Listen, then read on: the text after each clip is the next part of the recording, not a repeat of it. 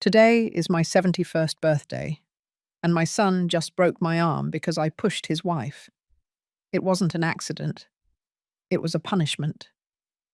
Robert grabbed my shoulder with a strength I didn't recognize, twisted my arm behind my back until I heard the snap, and then dragged me into the utility closet while I screamed in pain. His wife watched from the hallway with her arms crossed, saying nothing, with that cold smile she always wears when she wins. He locked the door. I heard his footsteps moving away. I heard his voice telling her that I had finally learned my lesson. And then, silence, a silence so heavy it hurt more than my arm. I'm sitting on the floor of this dark room that smells like bleach and dampness, my left arm hanging uselessly at my side, swollen, throbbing. Every beat of my heart sends a wave of pain up to my shoulder. My blouse is stained with sweat and tears. Outside I can hear laughter. Laughter in my own house, on my birthday. As if nothing happened. As if their mother wasn't locked up like an animal. 4 hours ago, we were all sitting at the dining room table. I had baked my own cake, decorated my own table, because no one else would. Brenda, my neighbour, came over with flowers and a genuine hug. She was the only one. Robert arrived late with that woman. They didn't even wish me a happy birthday. They sat down, ate, and talked among themselves as if I didn't exist. And then I saw something I had suspected for weeks. I saw her reach into my purse, which was hanging on the back of my dining chair. I saw her take out my wallet. I saw her pull out bills and tuck them into her own purse with terrifying calm. I stood up so fast I knocked over my chair. I yelled at her. I called her a thief. I told her she had been robbing me for months, that I wasn't stupid, that I had seen the withdrawals in my bank account, that I had found my jewelry in her room. She stood up, looked at me with those vacant eyes, and told me I was crazy, that I was a paranoid old woman, that no one would believe me. Robert stood up too, but he didn't defend me. He looked at me with disgust, with a contempt that chilled my blood. And he believed her. He believed her and not his own mother. So I did something I should never have done. I walked up to her, put my hand on her chest, and pushed her. It wasn't hard. I barely moved her. But she dropped backward as if I had hit her with all my strength, tripped over the chair, and fell to the floor, screaming. It was theatre. Pure theatre. But Robert didn't see it that way.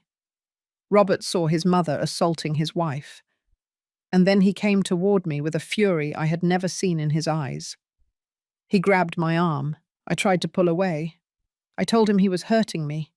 I begged him. But he tightened his grip and began twisting my arm behind my back. I felt the bone resist. I felt something inside me break. And then came the pain. A white, blinding pain that made me scream until I ran out of breath. He dragged me down the hall while I cried, while I begged him to stop. Brenda yelled from the doorway that she would call the police. But Robert didn't stop. He shoved me in here, into this windowless room, and shut the door. I heard the key turn. I heard his voice on the other side, calm, cold, saying the words I will never forget. Learn your place, Mum. You don't call the shots in this house anymore. I do. And if you ever touch my wife again, it will be much worse for you. I pounded on the door with my good hand. I screamed for him to let me out, that I needed a doctor, that I was dying from the pain. He didn't answer. He just left. And I stayed here, slumped against the wall, cradling my broken arm, feeling the swelling grow, feeling my fingers go numb. I don't know how much time has passed. It could be an hour. It could be 3. It's hard to tell in the darkness. The pain has changed. It's no longer sharp. Now it's deep, constant, like an animal gnawing on me from the inside. I think about how I got here. I think about the woman I was 30 years ago, when Robert was a boy and I worked double shifts at the textile mill so he wouldn't want for anything. I think about the nights I spent awake sewing other people's uniforms to pay for his private school. I think about how I sold the few pieces of my mother's jewelry I had to buy him his first computer. I gave everything. Everything. And now I'm here, locked up like a dog, with my arm broken by his hand. But then I remember something. I remember that this morning, before they arrived, I put my cell phone in the secret pocket of my apron. That old apron I use for cooking, the one with an inner pocket I sewed myself years ago. My trembling hand reaches into the pocket, and there it is. The phone. Small, scraped, with the screen half broken, but there. I take it out carefully, using only my right hand because my left no longer responds. The screen light blinds me for a moment in the darkness. I have signal. I have battery. I could call the police. I could call Brenda. I could call an ambulance. But I don't. Because right now, with my arm shattered, with my heart broken, with my dignity trampled, I don't want help. I want justice. And I know exactly who to call. I search my contacts for a name I haven't dialed in 15 years. A name I kept all this time without knowing why. Richard Harris, my lawyer. But not just any lawyer. Richard is the man who helped me when my husband died, and his family vultures tried to take everything from me. He's the man who fought for every cent, every property, every right I was entitled to. He's the man who told me 15 years ago, Mary, if you ever need someone to make a problem disappear, you call me, no matter how much time has passed. My fingers tremble over the screen. I dial the number. It rings once, twice. On the third tone, he answers. His voice is exactly as I remembered. Deep, calm, with that tone of a man who has seen too much. Mary, he says, without asking how I am, with no surprise in his voice, as if he had been waiting for this call for 15 years. Richard, I say to him, and my voice sounds broken, small, but firm. I need you to come. My son broke my arm. He has me locked up. He and his wife are stealing everything from me. And I don't want to forgive anymore. I don't want to be the good mother anymore. I want them to pay for every single thing they did to me. There's a silence on the other end. Then I hear him take a deep breath. Give me the address, he says. And Mary, I want you to listen to me carefully. Don't let those ingrates leave without paying. For everything. I hang up the phone. I stay sitting on the dark floor, cradling my broken arm, feeling something inside me shift. I am no longer the pleading mother. I am no longer the old woman who cries. I am the woman who built an empire from scratch. I am the woman who survived poverty, widowhood, and betrayal. And now, I am the woman who will collect payment for every tear, every blow, every humiliation. The laughter continues outside. But very soon, that laughter will turn into something else. The little room smells of old cleaning products and dampness. There's a leak somewhere I can't see, because every few seconds I hear a drop falling against the cement floor. Plop, plop, plop, like a clock marking the time of my humiliation. My eyes have adjusted to the darkness, and I can make out the blurry shapes of brooms leaning against the wall, buckets stacked in the corner, bottles of bleach lined up on the shelf. This closet where I keep the cleaning supplies has become my cell. In my own house, the house I bought with my husband's life insurance money, the house I fought for in court for 2 years against his siblings who wanted to leave Robert and me on the street. My arm throbs with a dull ache that goes up to my neck. It's hot, swollen. When I try to move my fingers, they barely respond. as if they are no longer mine. I know it's broken. I know I need a doctor. But more than that, I need Richard to arrive. I need him to see what they did to me. I need witnesses to this injustice before Robert invents some story, before that woman completely poisons his mind. I lean against the cold wall, trying to find a position where the pain is more bearable. There is none. Every movement sends waves of agony through my body. I close my eyes and try to breathe slowly, as I was taught in those senior yoga classes I used to go to before she came into our lives, before everything changed. I think about the signs. All those little signs I saw and ignored because I didn't want to believe what they were telling me. The first was 2 years ago, when Robert came home with her hanging on his arm. Naomi, that was her name. A pretty name for a snake. She was 32 years old, 15 years younger than my son, dyed blonde, long, always perfect nails, expensive clothes that didn't match the salary she claimed to have as a secretary. She smiled at me with all her teeth when Robert introduced her, but her eyes were calculating, measuring, evaluating how much she could get out of me. At first, it was subtle. Comments about how big the house was for just one person, questions about my finances that she disguised as concern. "Mary," she'd say, "are you sure you can maintain this house alone? The property taxes must be super expensive. Robert and I could help if we moved in with you." I told her I didn't need help, that I managed my affairs perfectly fine. But Robert insisted. He told me it was for the best. That way he could take care of me now that I was older. Older. As if 70 years meant I couldn't think for myself anymore. They moved in a year and a half ago. They brought their thing one Saturday morning in a rented truck. I gave them the 2 bedrooms on the 2nd floor, the largest ones, the ones with private bathrooms. I kept my usual room on the ground floor. I thought it would be nice to have company. I thought I would meet my grandchildren someday, that I would have a real family again. How foolish I was. The first few months were tolerable. Naomi cooked occasionally, although she always complained that my pots were too old, that my stove didn't work, that we needed new appliances. Robert started coming home late from work, locking himself in their room with her, talking to me less. But I thought it was normal, that it was couple life, that I should give them space.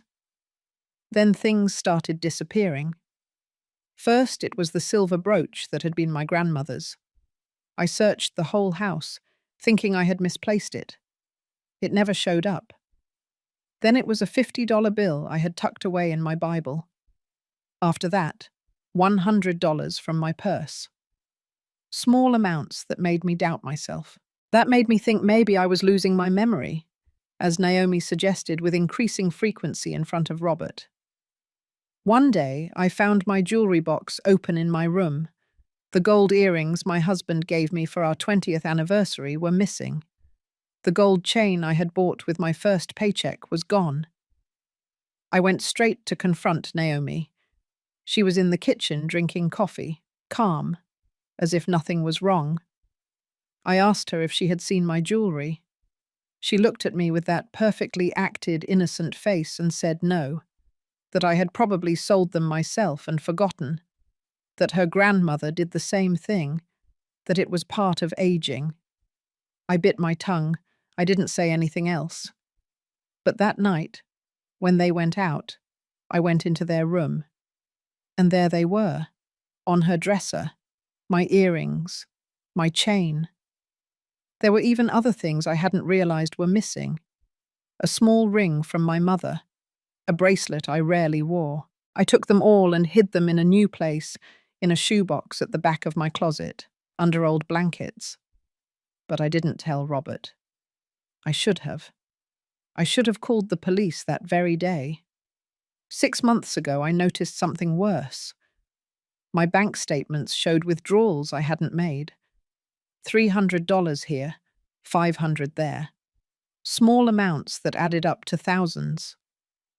I went to the bank. They told me the withdrawals had been made with my card and my PIN, but I hadn't made any withdrawals. I never use the card. I always take money out in person with the teller. I asked them if they had cameras. They showed me the video. It was Naomi using my card at the ATM as if it were the most natural thing in the world. I changed my PIN that same afternoon. When I got home, I asked Robert to talk alone. I showed him the bank statements. I showed him the photo the bank had given me of Naomi at the ATM. I told him his wife was robbing me. I expected him to be angry. I expected him to confront her. I expected him to defend me. But he did none of that. He stood up, snatched the papers from my hands, tore them into pieces, and told me I was crazy, that Naomi would never do that, that I had probably given her the card and forgotten, that I should stop making things up to cause problems in their marriage.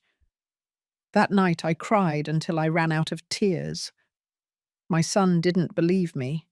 My own son chose a thief over his mother, and I stayed quiet again, because I was afraid of being kicked out of my own house, afraid of being alone, afraid to admit that I had lost my son forever.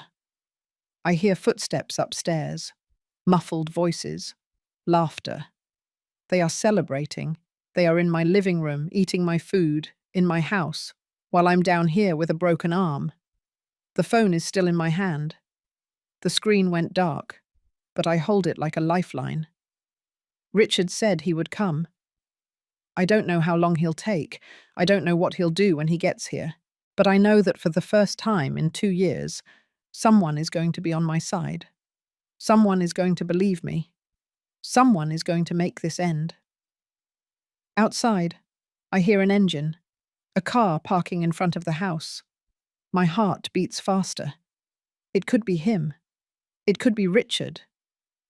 I get up as best as I can, enduring the pain that shoots through my arm.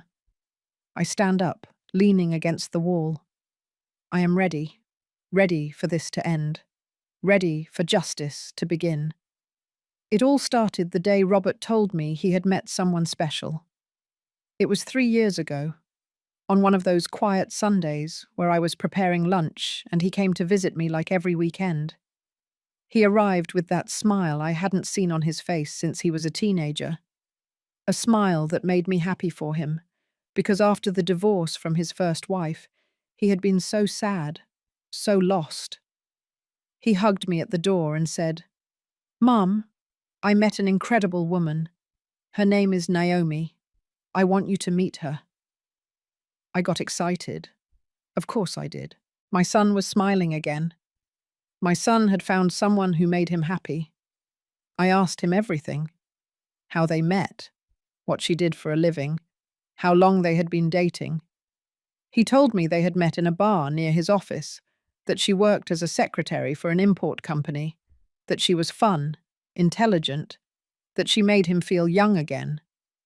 He didn't mention that she was 15 years younger than him. I would find that out later. He brought her home 2 weeks later. I had cooked all day.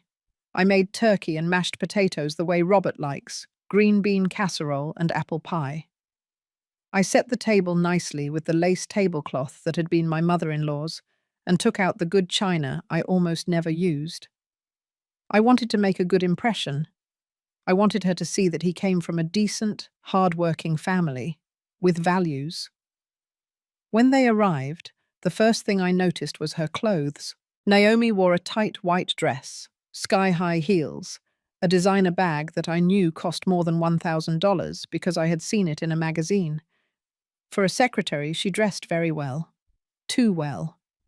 But I told myself I shouldn't judge, that maybe she had saved up to buy nice things, that it wasn't my business. She greeted me with a hug that smelled of expensive perfume.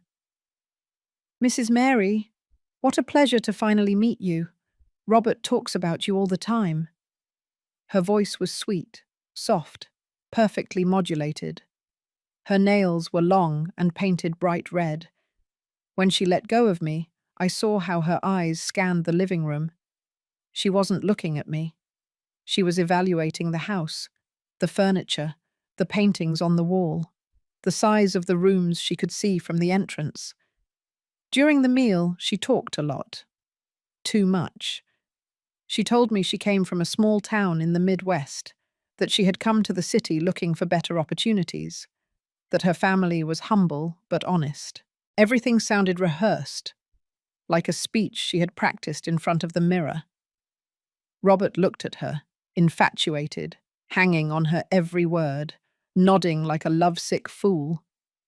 I tried to ask questions. I asked her about her job, about her future plans, about what she was looking for in a relationship. Her answers were vague, general, full of cliches. After eating, while I was clearing the table, I heard Naomi tell Robert in a low voice, "Your mum lives alone in this huge house. She must be very lonely. And it's dangerous for a woman her age to live without company. Anything could happen to her." Robert replied with something I couldn't hear, but the tone was worried. She was planting seeds. From the very first day, she was planting the seeds of what would come later. The visits became more frequent. Robert started bringing her every weekend. They always arrived empty-handed. She never brought a bottle of wine or a dessert. Nothing. But I cooked for them anyway. I welcomed them with open arms because I wanted my son to be happy. I wanted to believe this woman was good for him. Naomi started making comments about the house, that the walls needed paint, that the furniture was too old, that the garden was neglected. She always said it with a smile, as if she were trying to help, but I felt the poison behind every word. And Robert started repeating those things. "Mom, Naomi is right. You should update the house a bit. I can help you look for painters." I told him I didn't have the money for that the house was fine as it was, but he insisted. One day they arrived unannounced. It was a Tuesday afternoon, and I was in the garden pruning the roses. I heard the doorbell and went to open it with my hands still dirty with soil. It was Robert, and he had Naomi with him. I was surprised to see them because he never came during the week. "Mum, we need to talk to you," he said, with a seriousness that made me nervous. We went into the living room and sat down. Naomi took Robert's hand, as if looking for support.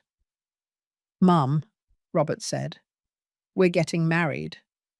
I shouted with happiness. I got up to hug him. I was genuinely excited. I was going to have a daughter-in-law. Maybe I would have grandchildren soon. Maybe I would have a complete family again. How naive I was. How blind I was. But Robert wasn't finished. "And we've been thinking," he continued, looking at Naomi before looking back at me, "that after the wedding, we'd like to move in with you. This house is too big for you alone. We could help you with the expenses, with the maintenance, and you would have company. It would be good for everyone." Something in my stomach twisted. Something told me this was a bad idea. But I looked at my son, saw the hope in his eyes, and I couldn't tell him no. He was my only son, my only family. If this made him happy, I had to accept it. "Of course, son," I said. "This will always be your home. You can move in whenever you want." Naomi smiled. It was a quick, triumphant smile that disappeared from her face so fast I almost thought I had imagined it. But I saw it. I saw how she squeezed Robert's hand. I saw how her eyes shone with something that wasn't love. It was victory. They got married 3 months later in a small wedding that I paid for. Naomi wanted something big, elegant, at a luxury hotel. But Robert asked me to help them out financially because he didn't have enough savings. I took $8,000 from my savings account, money I had been saving for emergencies. I paid for the hall, the food, the photographer, even her dress, which cost $2,000. Naomi chose it without asking me if I could afford it. She just bought it and handed me the bill. On the wedding day, She was radiant.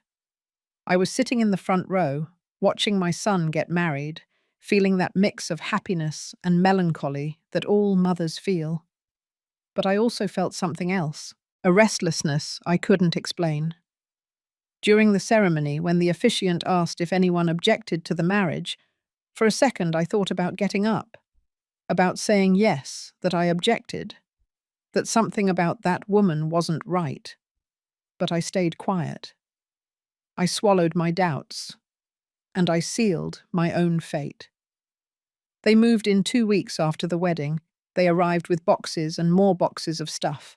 Clothes, shoes, new furniture they bought without asking me. Naomi completely redesigned the rooms on the second floor. She tossed my curtains and put up new ones. She changed the pictures on the walls. She moved furniture. She turned the sewing room where I spent my afternoons into her walk-in closet. I didn't say anything. I thought she had the right to make her space comfortable. The first few months were strange. I tried to give them privacy, but the house never felt big enough for the three of us. Naomi had rules. She didn't want me to enter their area on the second floor without knocking first. She didn't want me to use certain armchairs in the living room because they were her favorites. She started cooking some nights, and when I tried to help, she told me she preferred to do it alone, that I only got in the way in the kitchen. My kitchen, the kitchen where I had prepared meals for 40 years. Robert changed. Little by little, he stopped being the son I knew. He stopped hugging me when he came home from work. He stopped asking me how my day had been. When I tried to talk to him, he would look at Naomi as if asking permission to answer me. She was always there, between us, like an invisible wall that grew taller every day. And then the thefts began. The first theft I could confirm was my engagement ring. I kept it in a small red velvet box inside the top drawer of my dresser. It was the only thing I had left of my husband, besides the memories. A simple white gold ring with a small diamond that he had bought with 3 months' salary. It wasn't worth a fortune, maybe about $1,500, but to me it was priceless. One morning I went to look for it because I wanted to clean it, make it pretty, remember better times. The box was still there, but it was empty. I searched my whole room, thinking I might have put it somewhere else and forgotten. I checked every drawer, every pocket of my clothes, under the bed, inside my shoes. Nothing. I went upstairs to the second floor and knocked on their bedroom door. Naomi opened it wearing a silk robe that probably cost more than my monthly utility bill. She looked at me annoyed, as if I had interrupted something important. I asked her if she had seen my ring. She said no, with a look of perfect innocence. Then she added, "Mrs. Mary, you know that at your age it's normal to start forgetting where you put things. My grandmother was the same way. You probably put it somewhere and don't remember." Those words, those cursed words that she would repeat over and over again for the following months. Every time something disappeared, every time I complained, she reminded me of my age.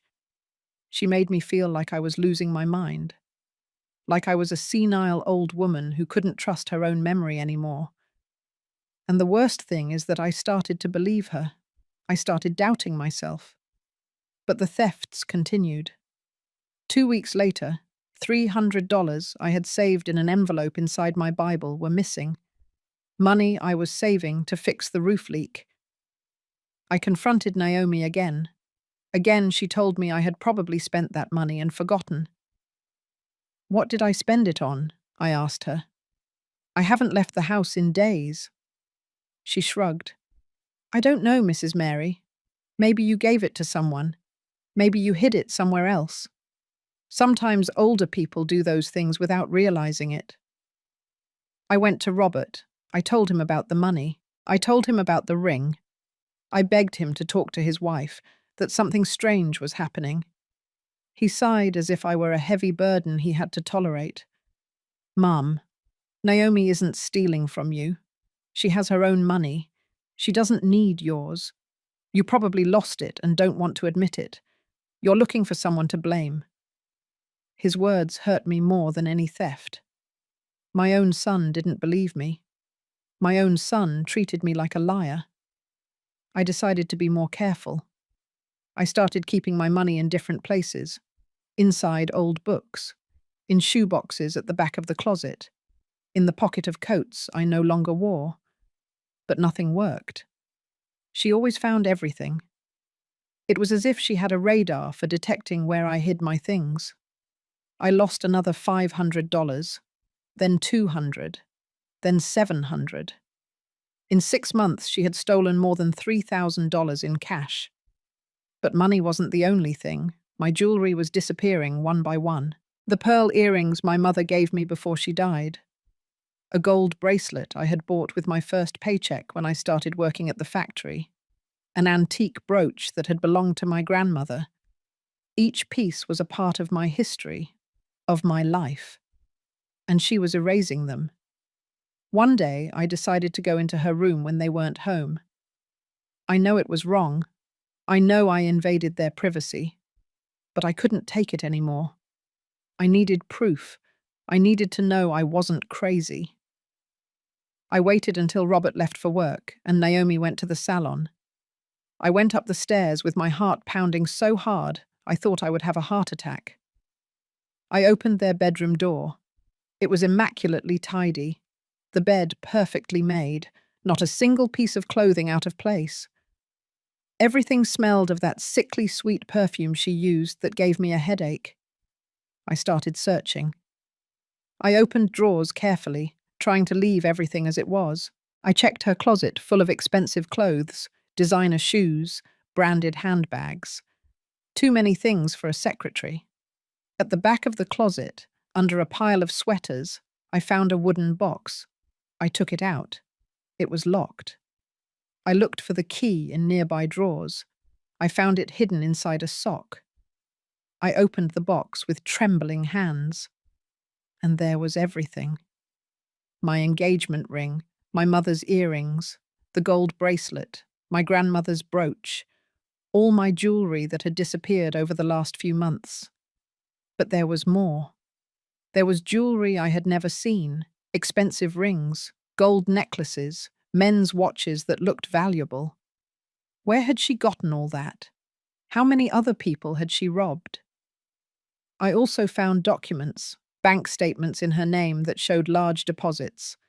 $10,000, $15,000, $20,000.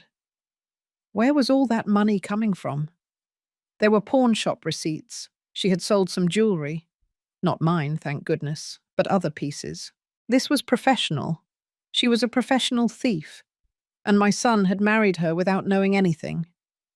I took photos of everything with my cell phone. Photos of my jewelry in her box. Photos of the documents. Photos of the receipts.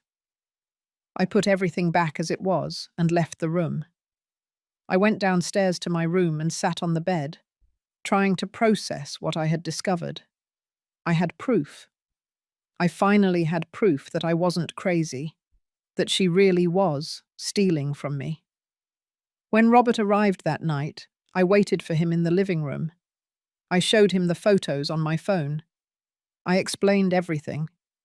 I told him where I had found my things. I expected him to be angry with her. I expected him to confront her. I expected him to finally believe me. But his reaction was the opposite.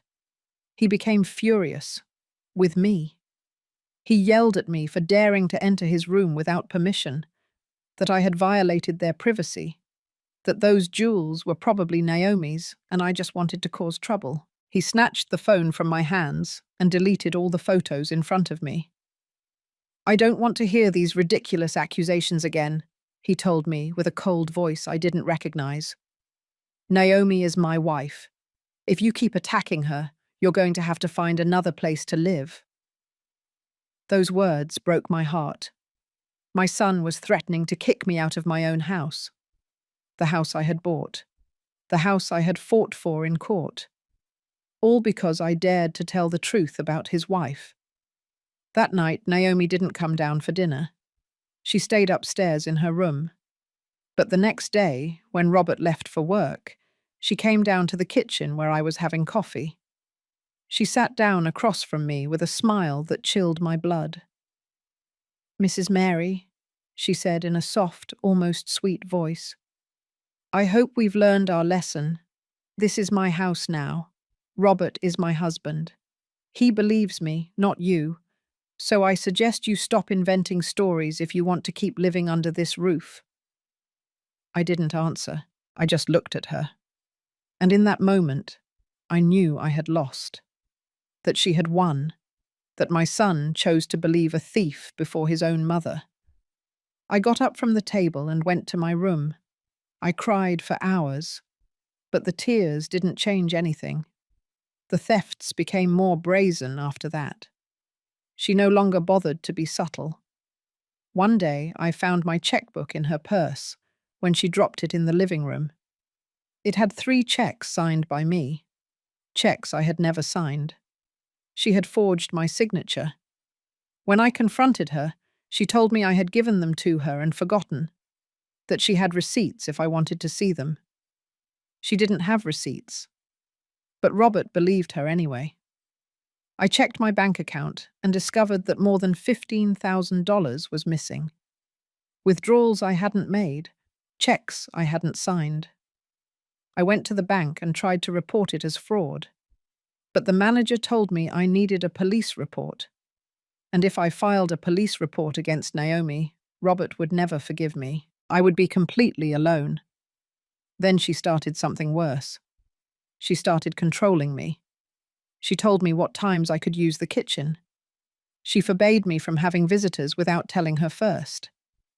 When Brenda, my neighbor, came to visit me, Naomi would stay in the living room, listening to our entire conversation, making uncomfortable comments until Brenda left. Once she told me, "Mrs. Mary, I think it would be better if your friends didn't come over so often. It interrupts our family peace." I stopped inviting Brenda. I stopped going out. I stayed in my room most of the day. I felt like a prisoner in my own house. Robert hardly spoke to me anymore. When he came home from work, he went straight upstairs to the 2nd floor. We no longer ate together. I cooked for myself and ate in my room. They ordered takeout and ate upstairs. It was as if I didn't exist. 6 months passed living like this. 6 months where I became a shadow inside my own house. I woke up early, before they did, to use the kitchen without bothering anyone. I made my coffee in silence, ate something quickly, and locked myself in my room for the rest of the day. I would hear their footsteps upstairs, their laughter, their conversation that never included me. It was like living in a hotel where I wasn't welcome. Brenda was still my only contact with the outside world. Sometimes we would meet in the garden when Naomi wasn't watching. Brenda would bring me cookies, tell me neighborhood gossip, try to cheer me up. But I saw the worry in her eyes. I had become thinner, quieter, sadder. "Mary," she would say, "this isn't right. That woman is destroying you. You have to do something." But what could I do? It was my word against hers. And Robert would always believe her. I had lost my son. I had lost him completely. The boy I raised, the one I fed, the one I protected all his childhood, no longer existed. In his place was a man who saw me as a problem, as an obstacle, as something he needed to get rid of. Then came my 71st birthday. I didn't expect anything. I didn't expect a celebration, or gifts, or attention. I just wanted the day to pass without incident. But Brenda insisted on coming to visit me. She arrived at 2 o'clock in the afternoon with a bouquet of flowers from her garden and a tight hug. "Happy birthday, friend," she said, with so much affection that my eyes welled up with tears. We were in the living room when Robert and Naomi arrived. I was surprised to see them because it was early, barely 3 in the afternoon, and Robert never left work so early. Naomi brought a bag from an expensive bakery. She took out a small, almost ridiculous cake, with one candle in the center. Happy birthday, mother-in-law, she said, with that fake smile I knew so well. Robert didn't even hug me. He just said, Happy birthday, Mum, without looking me in the eye. I blew out the candle because Brenda was there, and I didn't want to make a scene. We cut the cake. Brenda tried to make conversation, but the atmosphere was tense. Naomi kept looking at her phone, bored. Robert ate his slice of cake in 3 bites and said he had to make some work calls. Brenda stayed a little longer and then left, not without whispering, Call me if you need me. When Brenda left, the house fell silent. I was picking up the dirty dishes from the living room when I saw something that made my blood boil. I saw Naomi reach into my purse that was hanging on the back of the dining chair. I saw her take out my wallet. I saw her open it and take out several bills as if it were nothing, as if it were the most natural thing in the world, as if that money was hers. Something in me snapped. Something I had been holding back for months, for years, finally exploded. I dropped the plates I was holding. The noise made Naomi turn around. Our eyes met. She didn't look scared. She didn't look guilty. She just looked at me with that contempt that had always been there, beneath the mask of fake kindness. Thief, I said. My voice sounded strange, as if it came from someone else. You're a damn thief. I saw you. I saw you take the money from my wallet, just like you've been stealing from me for months, years. Naomi stood up slowly. She put the bills in her pocket without any shame. I don't know what you're talking about, Mary. You're seeing things again. You should go to the doctor. I think the dementia is progressing. I'm not crazy, I yelled. I saw you. I just saw you and I found my jewelry in your room. I know you've been robbing me. I know what you are. Robert came running down the stairs. What's going on here? Why are you yelling, Mum? Your wife is a thief, I told him, pointing at Naomi. I just saw her steal money from my wallet, and I found all my jewels that I supposedly lost hidden in her room. She's been stealing from me since she came into this house. Robert looked at Naomi. She put her hands to her face and started to cry. Perfect tears that ran down her cheeks without ruining her makeup. Robert, I don't know why your mum hates me so much. I've tried to be good to her. I've tried to take care of her. But she's always accusing me of horrible things. I can't take it anymore. She's lying, I yelled. Please, Robert. Please believe me. Just check her pocket. The money she just stole from me is right there. Robert walked up to Naomi and put a hand on her shoulder. Can I see your pocket, honey? He asked her in a soft voice. Naomi nodded, still crying. She reached into her pocket and pulled out the bills. But when she showed them, she said, This is my money, Robert.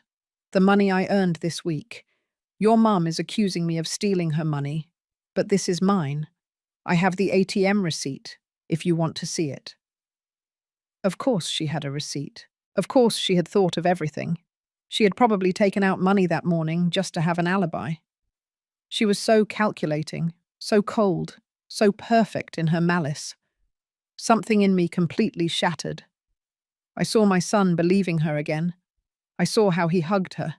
I saw how he looked at me with pity and anger, and I couldn't bear it anymore. I walked up to Naomi. I put my hand on her chest, and I pushed her.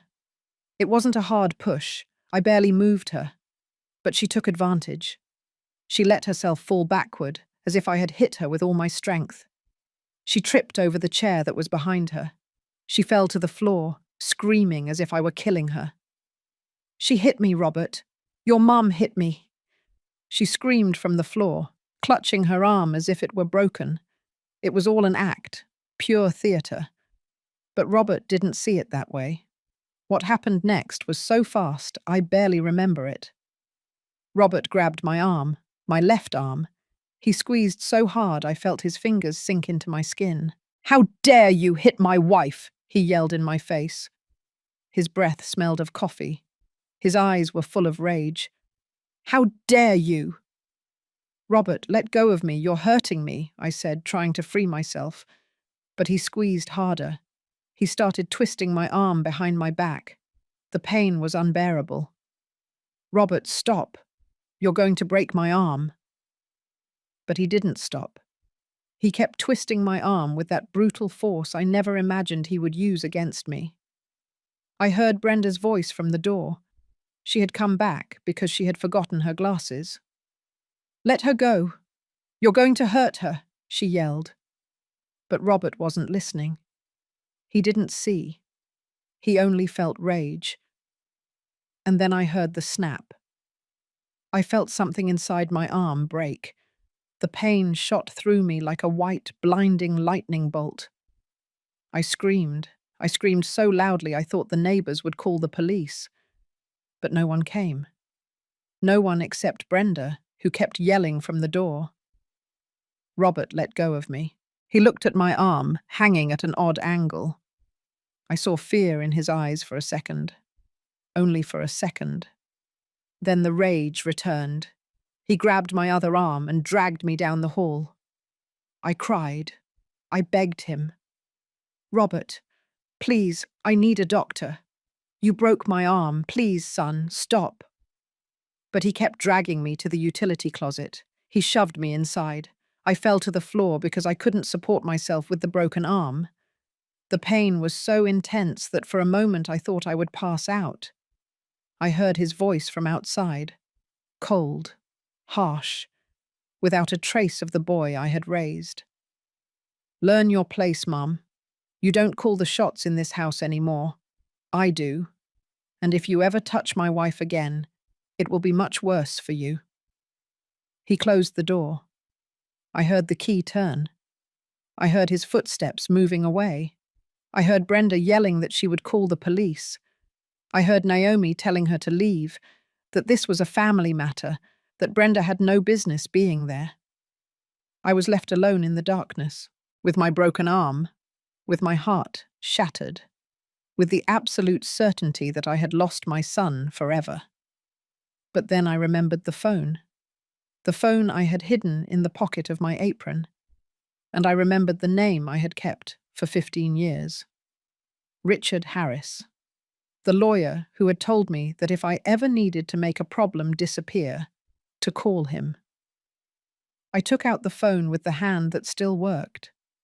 I dialed the number, and when Richard answered with that deep, calm voice, I told him exactly what I needed. Justice. Vengeance. Restitution. Everything they had taken from me, I would get back. And they would pay. They would pay dearly for every tear, for every theft, for every humiliation, for this broken arm, for everything. Richard arrived exactly 43 minutes after my call. I know it was 43 minutes because I counted every second in that dark closet, clinging to the phone as if it were my only connection to sanity. The pain in my arm had changed. It was no longer that sharp, blinding pain from the beginning. Now it was a deep, pulsating ache that reminded me with every beat that my own son had broken a bone. I heard the doorbell, then voices. Richard's voice was unmistakable, deep and firm, with that tone of a man who does not accept no. "I am Mrs. Mary Aguilar's lawyer. You have 30 seconds to open that door, or I will call the police for kidnapping and assault." There was silence. Then I heard Robert say something I couldn't quite catch. Richard's voice spoke again, harsher. "I am not interested in your version. Open that door now, or this will get very ugly for you." The key turned in the lock. The door opened. The hallway light blinded me for a moment. Richard was there, older than I remembered, his hair completely white now, but with the same imposing presence he always had. Behind him were Robert and Naomi, she with her arms crossed and an expression of annoyance, he with a pale face and clenched fists. Richard knelt beside me. His eyes scanned my swollen arm, the strange angle at which it hung, the tears on my face. "Mary," he said in a soft voice that contrasted with the harsh tone he had used outside, "we are going to get you out of here. We are going to fix this. Everything." He took off his jacket and put it over my shoulders. Then he took out his phone and called an ambulance. "She doesn't need an ambulance," Robert said from the doorway. "This was an accident. She fell. I just—" "Silence," Richard interrupted him without even looking at him. "Do not say one more word. Everything that comes out of your mouth from this moment on can and will be used against you." He looked back at me. "Can you walk?" I nodded. He helped me to my feet. The movement made the pain explode in my arm again, but I bit my lip not to scream. While we waited for the ambulance, Richard took out his phone and started taking pictures. Photos of my arm. Photos of the closet where they had locked me up.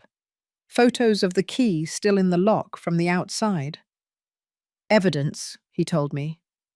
"All of this is evidence." Then he looked at Robert and Naomi, who were still in the hallway, watching. "I hope you have a good lawyer. You're going to need one." The ambulance arrived. 2 paramedics came in with a stretcher. They checked my arm carefully, put on a makeshift sling, and gave me something for the pain. As they loaded me onto the stretcher, I saw Brenda at the front door. Her hands were over her mouth, and her eyes were full of tears. "I'm going with you," she told me. Richard nodded. "You're a witness. I need you." At the hospital, they took me straight to X-ray. The doctor, a young man with a worried face, showed me the images. "Mrs. Aguilar, you have a complete fracture of the humerus. It's a serious injury. You're going to need surgery to put in a pin." He explained the procedure, the risks, the recovery time. I was barely listening. I only thought about Robert, about how he had done this to me, about how he had chosen that woman over me. While they were preparing me for surgery, Richard stayed by my side. "Mary, I need you to tell me everything. From the beginning, every theft, every abuse, every threat, everything." And I told him. I told him about the missing jewelry, about the stolen money, about the forged checks, about how they had isolated me, about how they had made me feel crazy. I told him everything while the nurses put in the IV line, while they prepared to take me to the operating room. "I have photos," I told him. Well, I had them. I took pictures of my jewelry in her room, of the bank documents I found. But Robert deleted them from my phone. Richard shook his head. "It doesn't matter. There are ways to recover deleted photos. Give me your phone." I gave it to him. He put it in his briefcase. "A friend of mine is an expert in data recovery. We are going to recover those photos, and we are going to get much more." When I woke up from surgery, my arm was in a cast from my shoulder to my wrist. The doctor explained that everything had gone well, that the pin was in place, that I would need physical therapy for months. Richard was still there, sitting in a chair next to my bed, working on his laptop. "How do you feel?" he asked when he saw I was awake. "Like I was run over by a truck," I replied. My voice sounded thick from the anesthesia. Richard offered a faint smile. "Rest. We start working tomorrow." I closed my eyes, but before falling asleep again, I asked him, "What are you going to do?" His answer was simple. "Justice, Mary. I'm going to get justice." I spent 3 days in the hospital. Richard came every morning with news. The first day he told me he had hired a private investigator to follow Naomi. "We need to know everything about her. Where does she come from? What has she done? Who else has she robbed?" The second day he brought me my phone. We recovered the photos, all of them, and they are pure gold. We have clear evidence of theft, forgery, and fraud. The third day he arrived with a smile. Mary, your daughter-in-law is a professional criminal. My investigator found that she has a record in other states. She's done this before. She marries older men or moves in with vulnerable families, steals everything she can, and disappears. She has at least 3 different identities. Naomi isn't even her real name. I felt a mix of vindication and horror. Vindication because I was right. I wasn't crazy. She was exactly what I thought. Horror because my son had married a professional con artist and had no idea.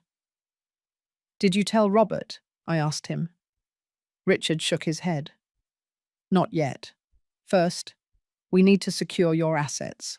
We need to protect your house, your bank accounts, everything. Because when this explodes, she's going to try to take everything she can."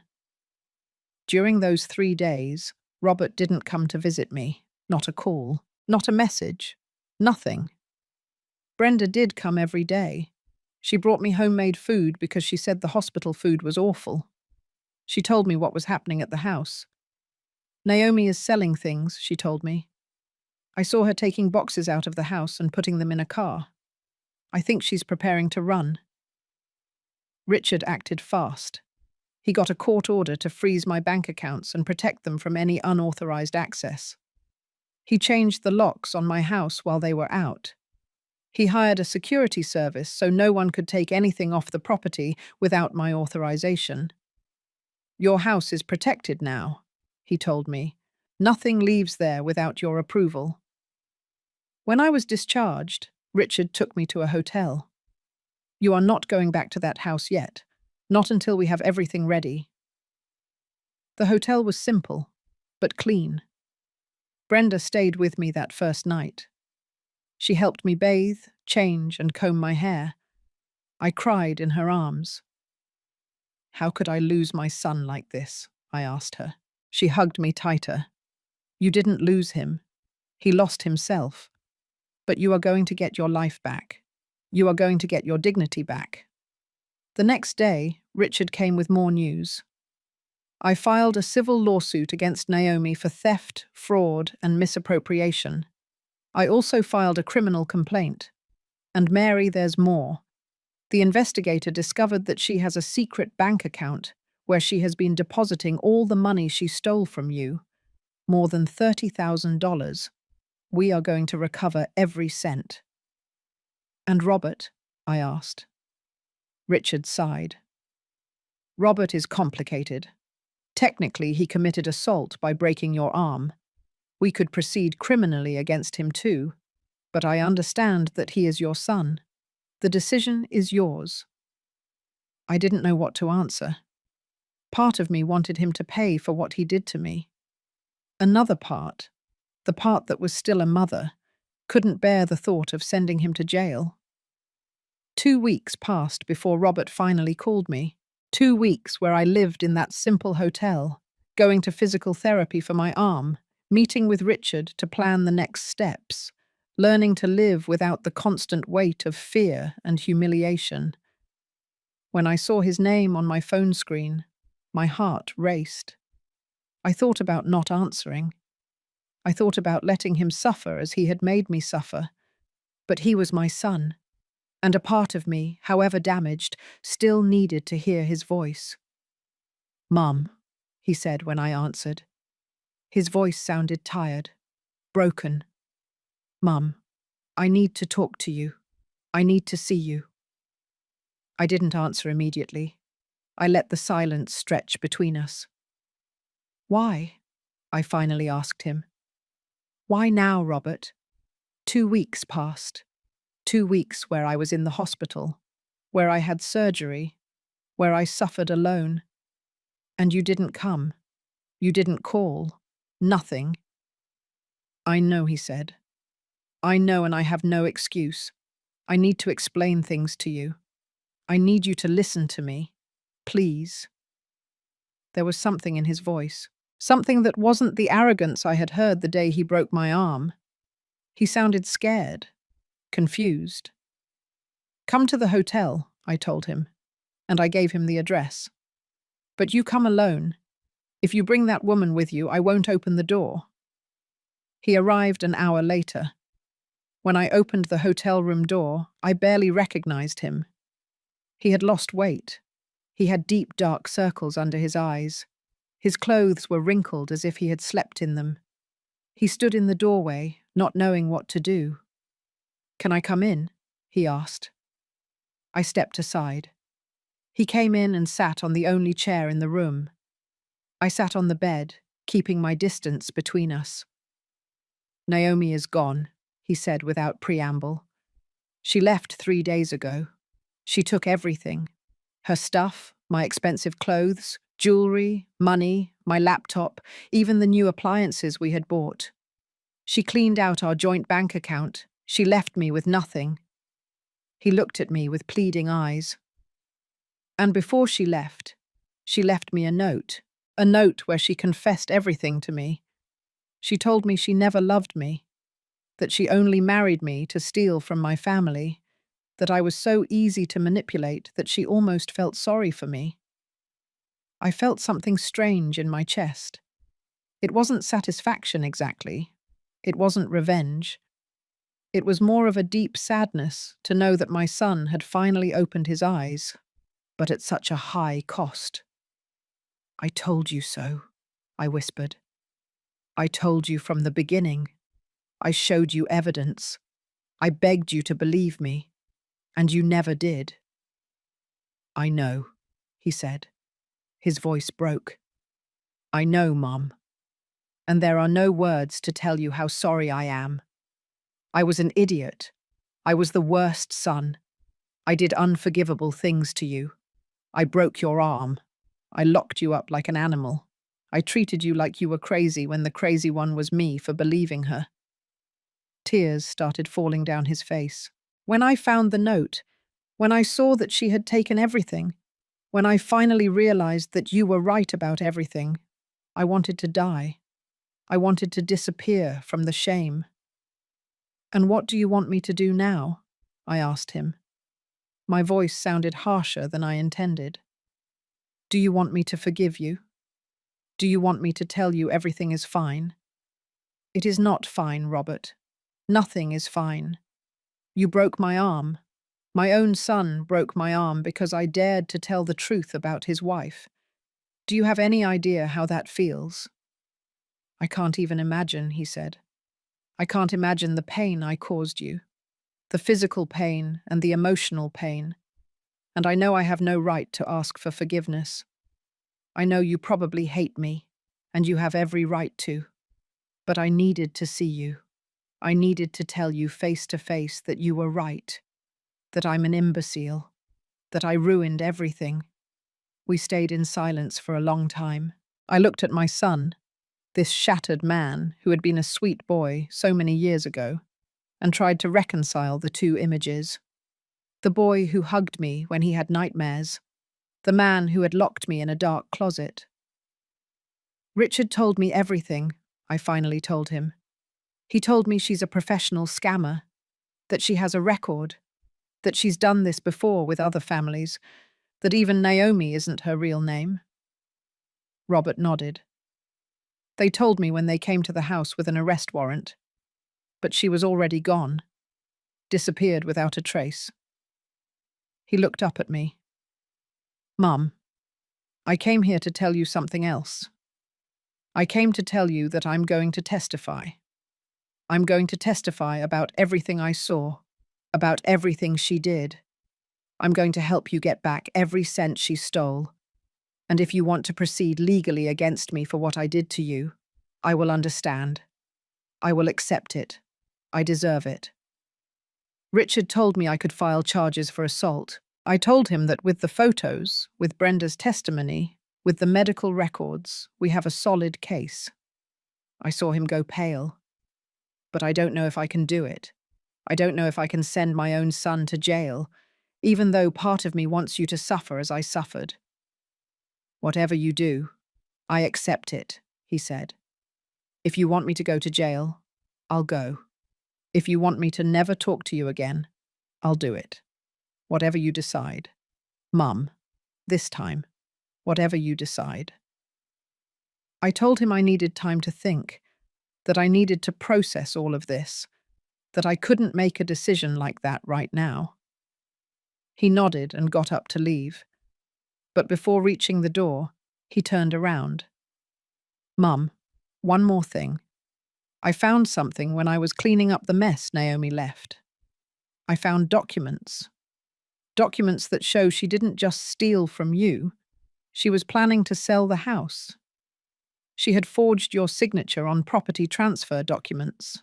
If you hadn't defended yourself that day, if you hadn't pushed her outside, she probably would have left you with nothing in a few months."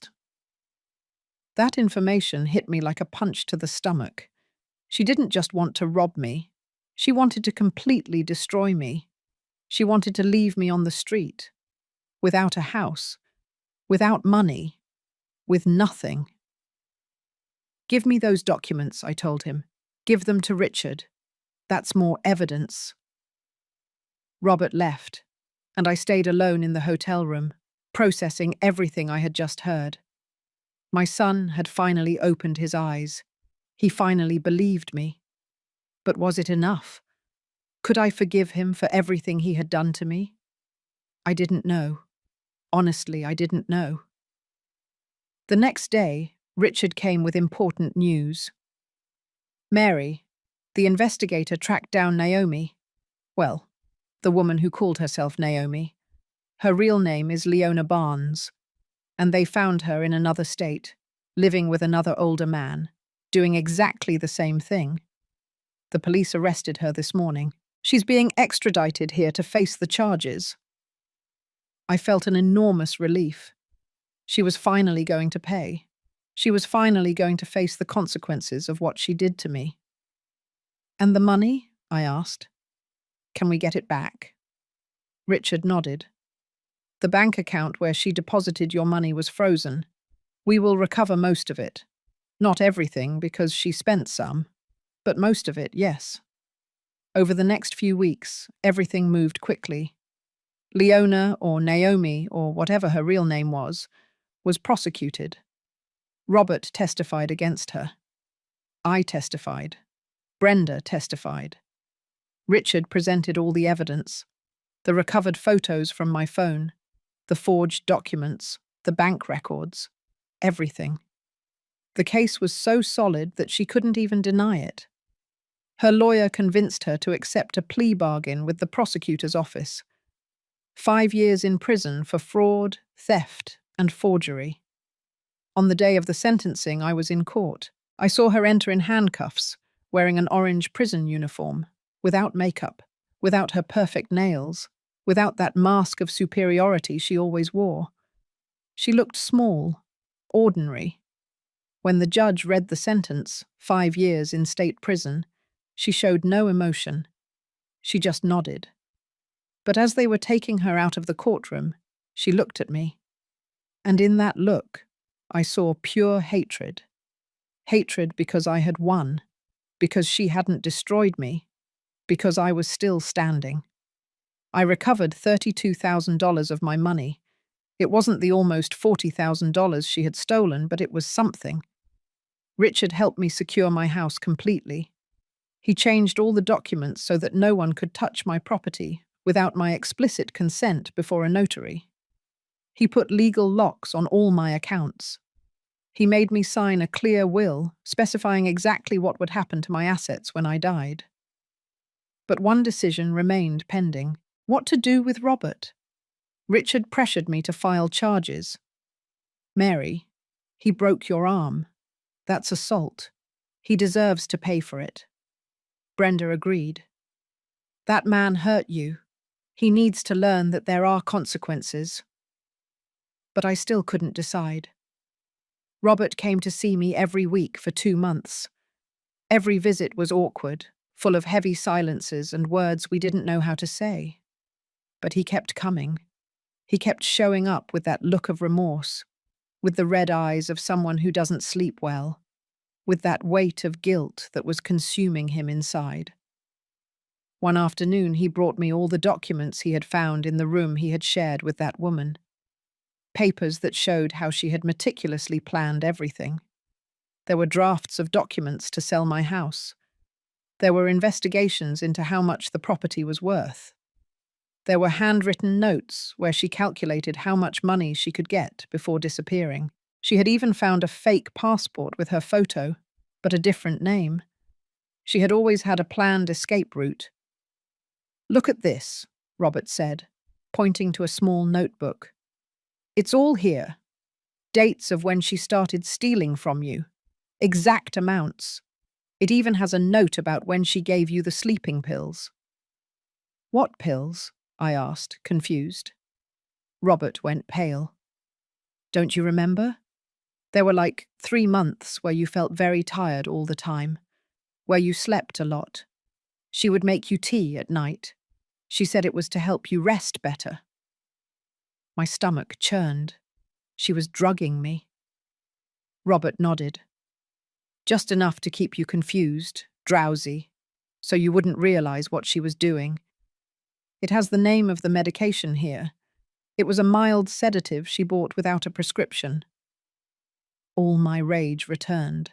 She hadn't just stolen from me. She hadn't just isolated me. She had drugged me. She had turned me into a zombie version of myself so she could rob me more easily.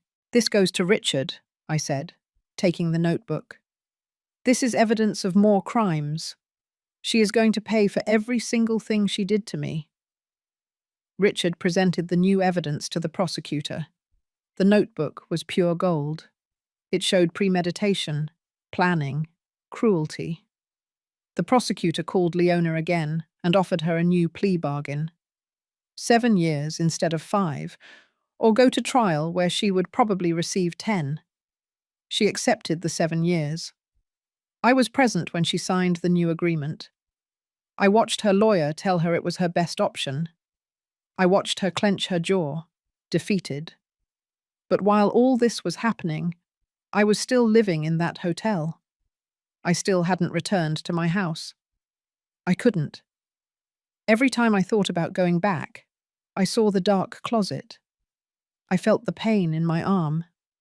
I heard Robert's voice telling me to learn my place. Brenda visited me often, and one day she said something that made me think. "Mary, that house is yours. You bought it. You fought for it. Don't let the bad memories take it away from you. You have to reclaim it, just like you reclaimed your money." She was right. That house was mine. Every brick, every window, every corner had been paid for with my work, with my effort. I wasn't going to let them take it away from me, not even in my mind. So one day I told Richard, "I want to go back to my house, but I want it completely clean. I want you to take out everything she left behind. I want you to paint the walls. I want you to change the locks. I want that house to be mine again." Richard hired a professional cleaning crew. They took out all of Leona's things that remained. All her clothes, her shoes, her beauty products, everything. They donated it to charity. They painted the second-floor walls a new color. They changed the curtains. They replaced the mattress in the room she had used. When I finally walked into my house 3 months after that terrible birthday night, it felt different. It felt clean. It felt mine again. Brenda helped me settle in. We made coffee in my kitchen. We sat in the living room, and for the first time in years, I felt at peace in my own house. But that peace was short-lived, because that night, when I was getting ready for bed, I heard knocking at the door. It was Robert. He was crying. "Mum, please, let me in. Please." I opened the door. He collapsed onto the living room sofa and cried harder than I had seen him cry since he was a child. "I lost everything," he said between sobs. "I lost my job because I couldn't focus. I lost my apartment because I couldn't pay the rent after she robbed me. I have nothing, I have no one. And it's my fault. It's all my fault." A part of me wanted to console him. He was my son. But another part, the part that still carried the weight of the broken arm, the confinement, the betrayal, remained cold. And what do you want me to do? I asked him.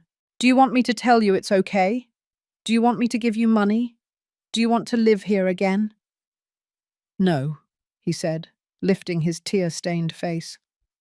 I don't want any of that. I just want you to know that I understand. I understand what I did to you. I understand that I ruined our relationship. I understand that you will probably never forgive me. And I don't blame you. I just wanted you to know. I just wanted you to know that I'm going to live the rest of my life carrying this, with what I did to you. He got up to leave. But something in me moved. Something that had been buried under the pain and the rage. Robert, I called him. He stopped. You hurt me. A lot. But that woman hurt you too. She manipulated you. She used you. She destroyed you. And even though what you did to me is unforgivable, I understand that you were not in your right mind. You were under her control. That's no excuse, he said. I chose to believe her instead of you. I chose to raise my hand against my own mother. That was my decision, my fault. He was right. But it was also true that she had expertly manipulated him. She had played with his insecurities, with his need to feel loved, with his fear of being alone. I am not going to file charges against you, I finally told him. But I'm also not going to forget what happened. I can't. Forgiveness, if it ever comes, is going to take a long time. Years, maybe. I understand, he said. And I accept it. I gave him the number of a therapist Richard had recommended. Go to therapy. Process what happened. Learn from this. And maybe, just maybe, someday we can have something close to a mother-son relationship again. But that day is not today, not tomorrow, not next month. Robert left that night. I stayed in my living room, in my reclaimed house, thinking about everything that had happened. Thinking about the woman I had been before Leona entered our lives, a naive woman who only wanted her son to be happy. And thinking about the woman I had become, a stronger woman, wiser, more cautious. A woman who had learned that sometimes love is not enough, that sometimes you have to protect yourself first, even from your own family. The following months were about rebuilding, not just my house, but my life. I started going out more with Brenda. We would go for coffee, walk in the park, watch movies. I joined a book club at the local library. I met other women my age who had also gone through family betrayals, abuses, and losses, and I realized I wasn't alone, that my story, although painful, wasn't unique. Richard became more than my lawyer. He became a friend. He would come to visit me every 2 weeks to make sure everything was all right. He helped me reorganize my finances so that no one could ever touch them again without my authorization. He taught me to be more careful, more protective of what was mine. One day, 6 months after all the drama, I received a letter. It was from Leona, from prison. I opened it with trembling hands. In the letter, she didn't apologize. She didn't express remorse. Instead, she told me I had been lucky, that others hadn't been so fortunate, that she was good at what she did, and that if it hadn't been for my stubbornness, everything would have gone perfectly. The letter ended with a veiled threat. I'll see you when I get out. I showed the letter to Richard. He read it and shook his head. She's trying to scare you, to keep you afraid. Don't give her that power. But I wasn't afraid anymore. That letter, instead of scaring me, made me realize something important. I had won. She was in prison. I was in my house. She had lost everything. I had recovered my life. 2 years have passed since that terrible birthday night. 2 years since my son broke my arm and locked me in a dark closet. 2 years since I dialed Richard's number and changed the course of my life forever. Today, I am 73 years old, and I am sitting in the garden of my house. the house I almost lost, drinking coffee with Brenda, while the roses I planted last month begin to bloom. My arm healed. Not perfectly. It still hurts when it's about to rain. I still can't lift heavy things like before. But it works. And every time I look at the surgery scar, I don't see weakness. I see survival. I see the mark of a battle I won. Leona has served 1 year of her 7-year sentence. Richard keeps me informed. He tells me she's behaving well in prison because she wants to get out early for good conduct. But he has already put legal mechanisms in place to ensure that when she gets out, if she gets out early, there will be a restraining order preventing her from approaching me, my house, or my life. She won't be able to touch you ever again, he promised me. And I believe him. Robert and I have been rebuilding our relationship slowly, very slowly. He went to therapy, as I suggested. He got a new job. He moved to a small apartment on the other side of town. He comes to visit me once a month. He always rings the doorbell. He never enters without permission. He never stays for more than an hour. We talk about superficial things, the weather, his work, the news. We never talk about what happened. Not yet. Maybe someday. Maybe never. 3 months ago, he formally asked for my forgiveness. He arrived with flowers, knelt in my living room, and told me with tears in his eyes, "Mum, I know I have no right to ask you this. I know what I did to you is unforgivable. But I need you to know that not a day goes by that I don't regret it. Not an hour goes by that I don't hate myself for having hurt you. And I want to spend the rest of my life trying to be a better son. If you let me." I didn't answer him that day. I told him I needed to think. That forgiveness wasn't something I could just give like that, as if nothing had happened. And he understood. He left without pressuring me, without demanding anything. That night I thought a lot about what it means to forgive.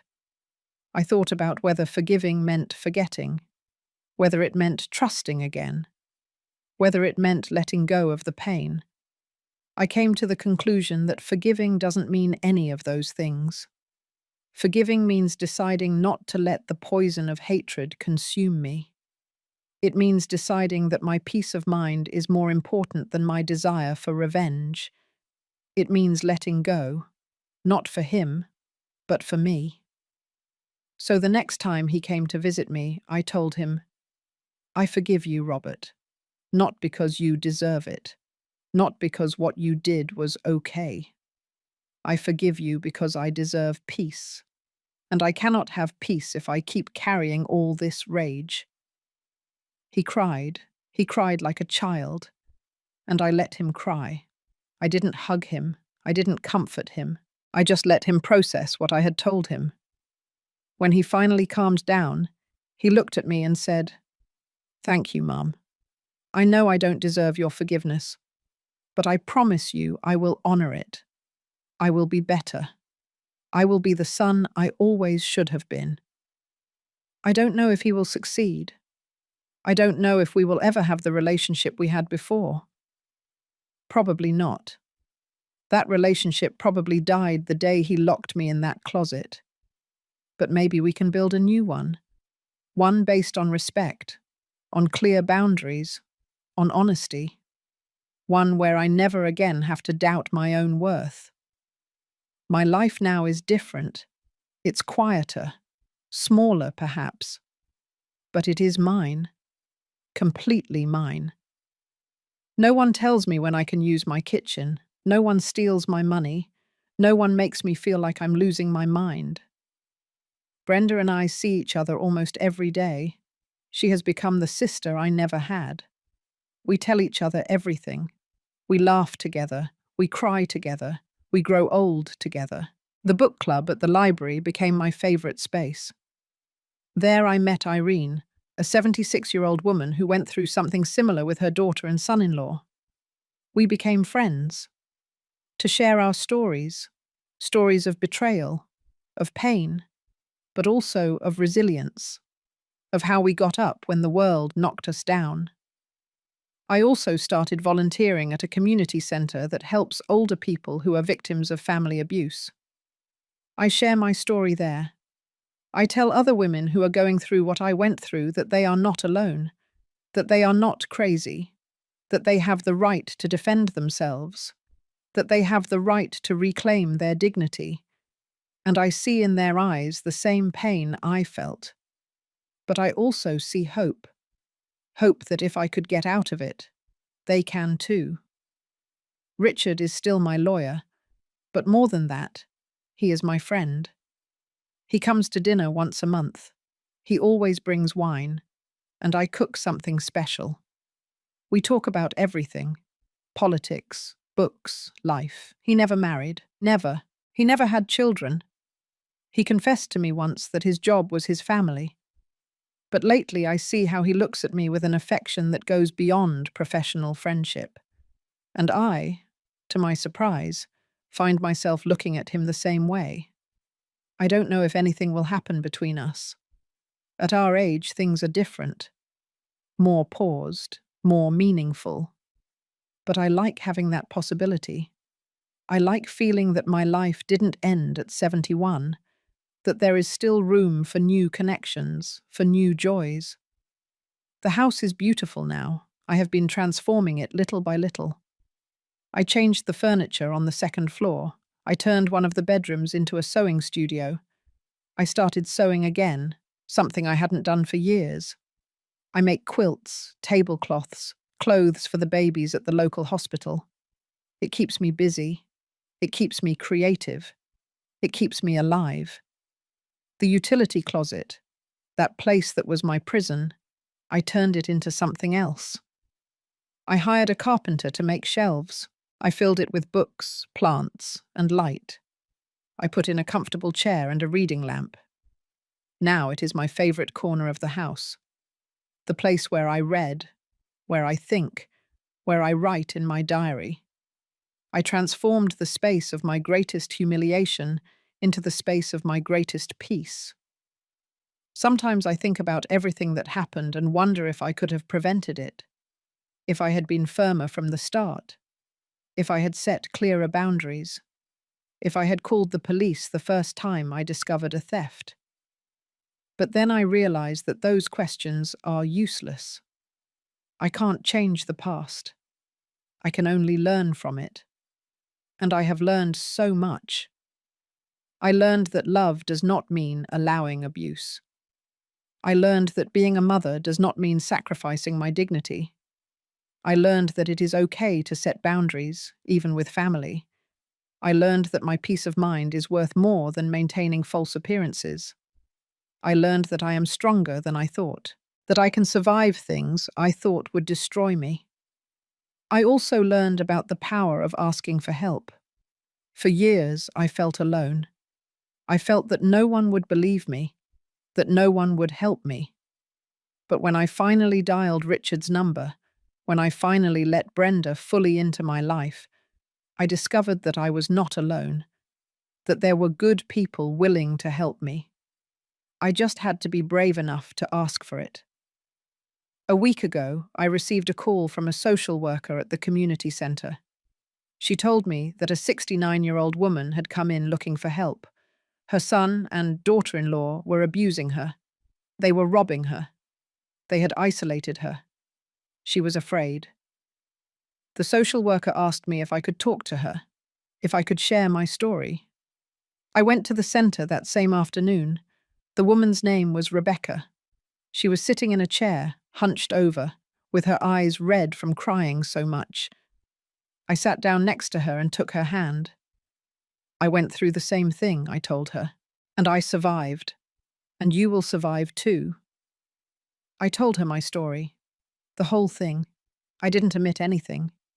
The theft, the abuse, the broken arm, the confinement, the betrayal. But I also told her the part where I called Richard, where I got my money back, where I got my house back, where I got my life back. When I finished speaking, Rebecca looked at me with eyes full of tears, but also something else, determination. "Can I really get out of this?" she asked me. "Truly," I replied. "It won't be easy. It's going to hurt. It's going to be terrifying. But yes, you can get out of this, and I'm going to help you." Now Rebecca is part of my life. I visit her weekly. I help her navigate the legal system. I accompany her to her lawyer appointments. I remind her every day that she is not alone, that what they are doing to her is not right, that she deserves better. And I see how little by little, like me 2 years ago, she begins to regain her strength, her voice, her dignity. This morning, while watering my roses, I thought about the whole journey, from that frightened, broken woman locked in a dark closet to the woman I am today. A woman who is no longer afraid. A woman who knows her worth. A woman who has turned her pain into purpose. I don't know what the future will bring. I don't know if Robert and I will ever have a true reconciliation. I don't know if Richard and I will become more than friends. I don't know how many more years I have left in this world. But I know this. The years I have left will be mine. They will be lived on my terms, with my dignity intact, with my head held high. And if my story can help 1 woman, 10 women, 100 women find the strength to defend themselves, to ask for help, to reclaim their lives, then everything I went through will have been worth it. My pain will have become someone else's power. My darkness will have become someone else's light. Because in the end, that's what we, the surviving women, are. We are silent warriors. We are the ones who fall and get back up, the ones who cry and then wipe their tears and move on, the ones who forgive not because we are weak, but because we are strong enough to let go of the poison of hatred, the ones who find beauty even after the most brutal storm. This is my story, the story of Mary Aguilar, the woman who almost lost everything, but who ultimately got it all back, including herself.